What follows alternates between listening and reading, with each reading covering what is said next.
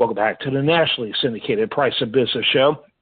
I'm your host, Kevin Price, talking to you about you and your business. Love my conversations with Chris Kidd, longtime friend of the Price of Business show.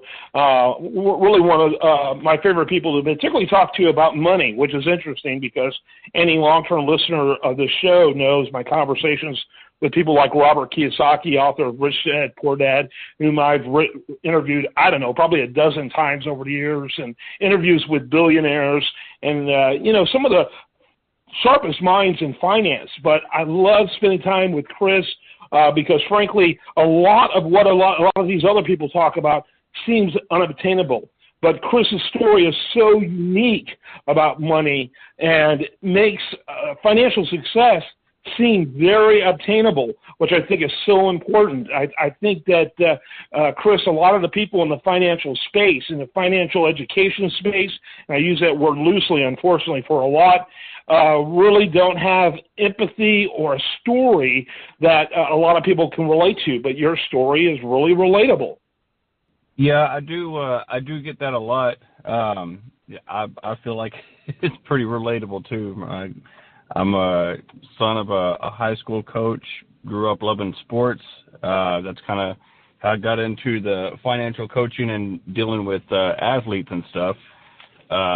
My plan was to play basketball. That got messed up. I broke my back at age 20, and but at that time it started my first couple businesses. I started doing well with my investments, and ended up not ever going back to basketball, but did all right in the business world.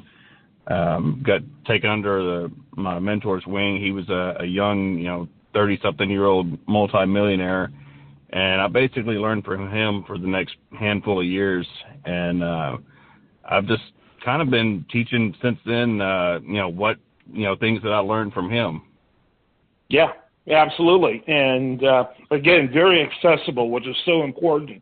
And, by the way, I do want to mention the website, chriskidd.com. That's KIDD.com. And, again, I love what you do, and we love the feedback that we get. We love the interviews we've done, and always look forward to our chats. Now, unfortunately, I'm not particularly looking forward to this chat because it's about a very depressing subject. But I expect you to provide some hope for us. Go ahead and set the stage for us with our topic.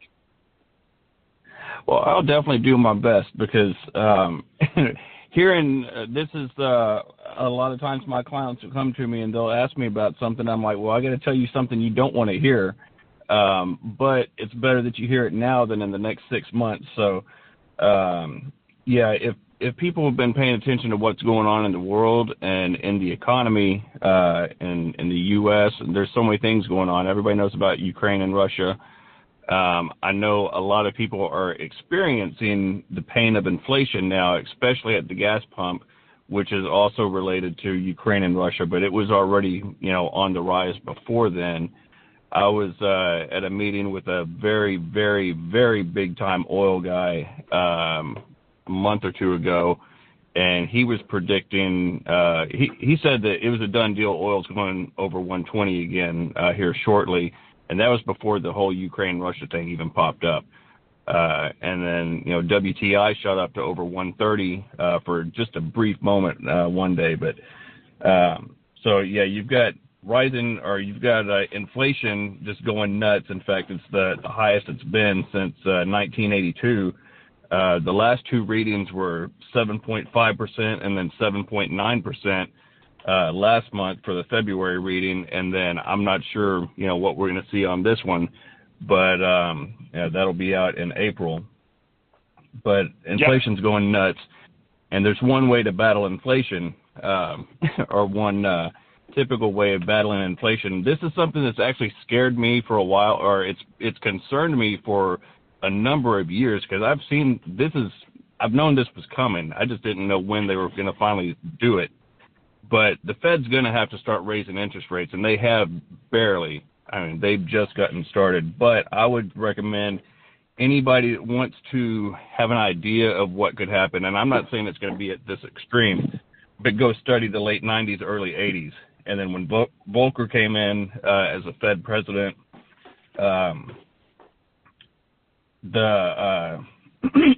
excuse me, the Fed funds rate was like 11.2% in 1979. By 1981, the Fed funds rate was over 20%. Right now, we're at like, what is it, 2?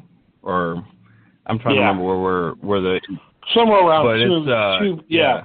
Yeah, 2.25. So I don't know that we're going to 20, but I do see a massive increase from where we're at.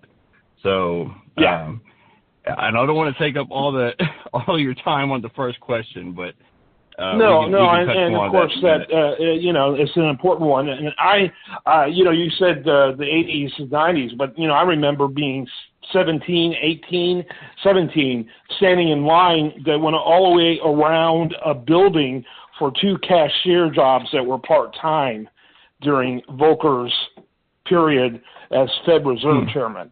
And so, what I was standing in was very similar to what people experienced during the Great Depression. It was unbelievable. And that's really what happens when monetary and fiscal policy go wacko.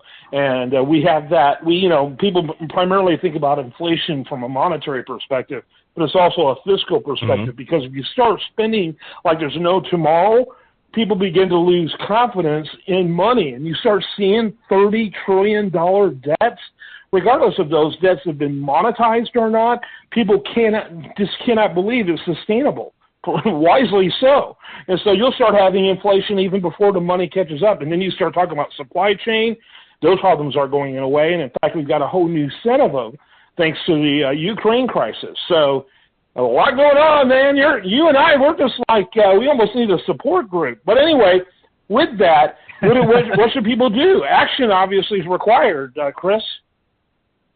Yeah, so what, I guess the first thing you got to ask is what happens when these type of situations happen. Let's say, the interest rates are going to be going up.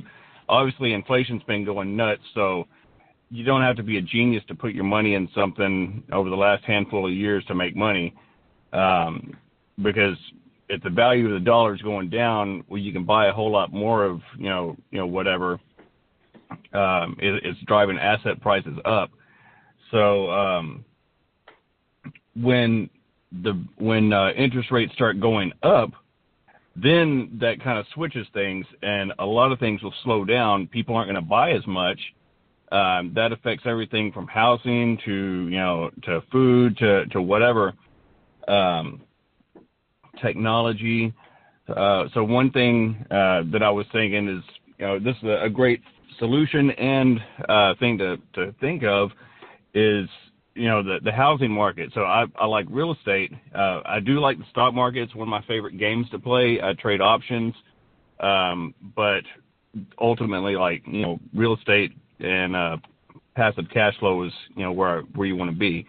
That's the long-term place to park your money. But so what I'm looking at is you've got a lot of people that do like the flipping houses and stuff, and I'm not against that. I have a lot of friends who make a lot of money with that, but that's not my style.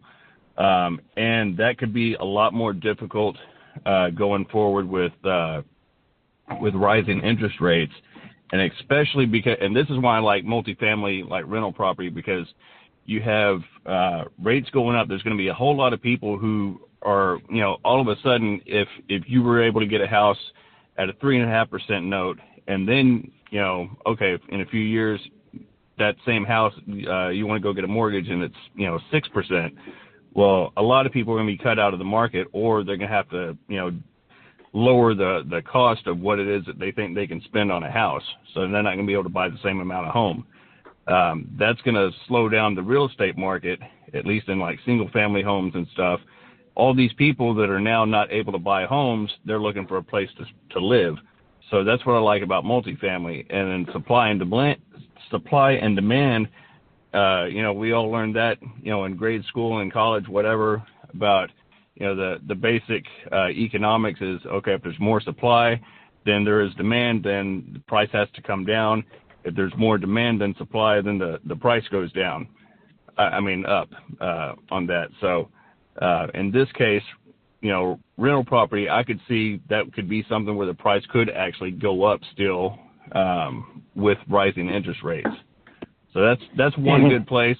One place you don't want to be is something that any kind of business that needs money to fuel their company, like a lot of high-tech companies and stuff. If they're using a lot of debt, that's going to get a lot more expensive and their growth is going to slow. So those stocks are going to come down. So if you're in high flyers like that, it might be a good time to make your way towards the exits if you haven't already. And then, places to kind of hide out if for, market investors or kind of the more slow, steady type companies like Clorox, Procter & Gamble, maybe a Walmart, something like that. And I'm not your advisor. Check with your financial advisor, my whole disclaimer deal, all that stuff. It's always a good idea to do your own homework and check with your own professionals.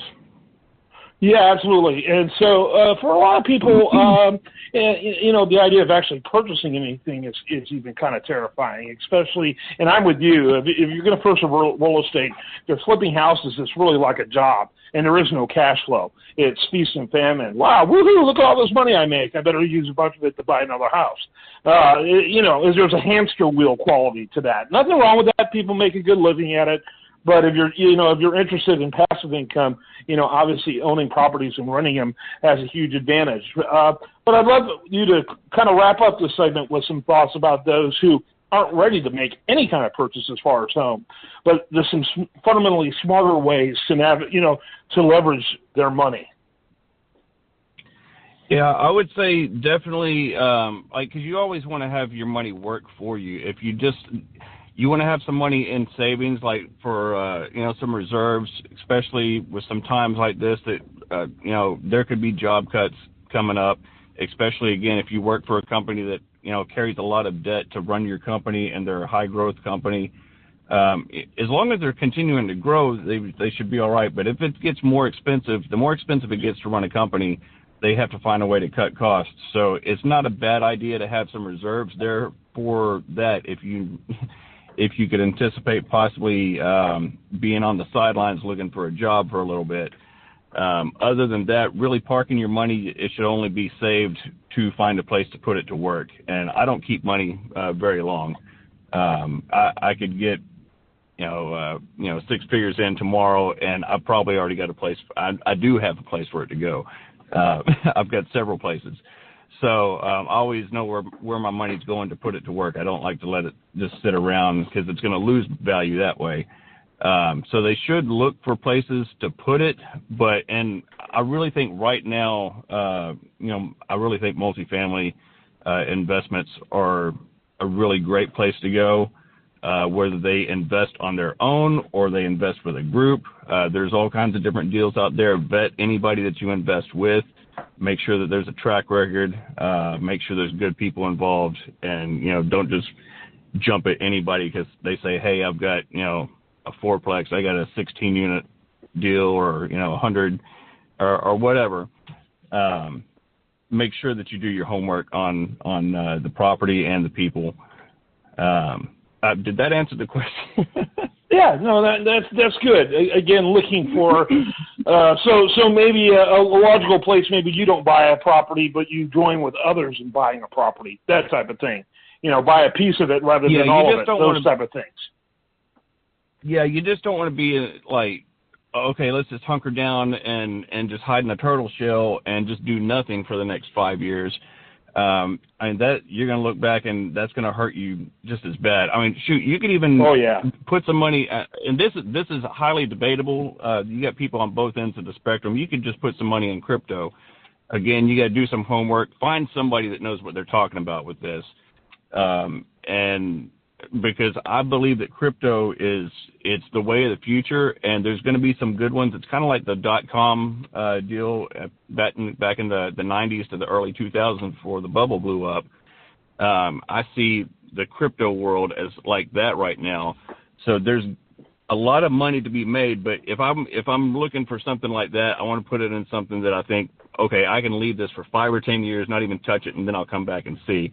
I can't make 100% guarantee on anything, but there's, from books and everything that I've been reading and stuff that I've studied about it, it looks like that's going to be the space to be in if you just got some money that you want to hide and come back for later. That's a great place, and getting into the whole metaverse. A lot of buyer beware with that. I mean, they literally have a coin called Dogcoin. It's Dogecoin. It's a joke. And so the variety every week, it seems like a new coin comes to market. So it is really incredibly buyer beware. But I know people are doing really well with it. And again, it has a lot to do with your values, your sophistication level, that type of thing. I couldn't agree with you more on the keeping your money working, though. One of my favorite movies, probably many people's favorite movie, is Forrest Gump. And if we recall, there was a scene where his shrimp boat was in the middle of a massive storm, and virtually all of his competitors, who were way more successful than him, they put their boats up on dock, and he and Lieutenant Dan went out and fished during that horrific storm, came back with huge supplies of shrimp, and when he came back, all of his competition were destroyed by being locked down on the shore. And that's a really good analogy about business. People are making money in every economy. Just figure out what you need to do in the economy we're currently in. All right, good topic. Thanks so much, Chris Kidd. Yeah. That was a great explanation. I'm going to borrow that. That was really good. Yeah. You can give credit to me, but make sure you remember to mention Forrest Gump.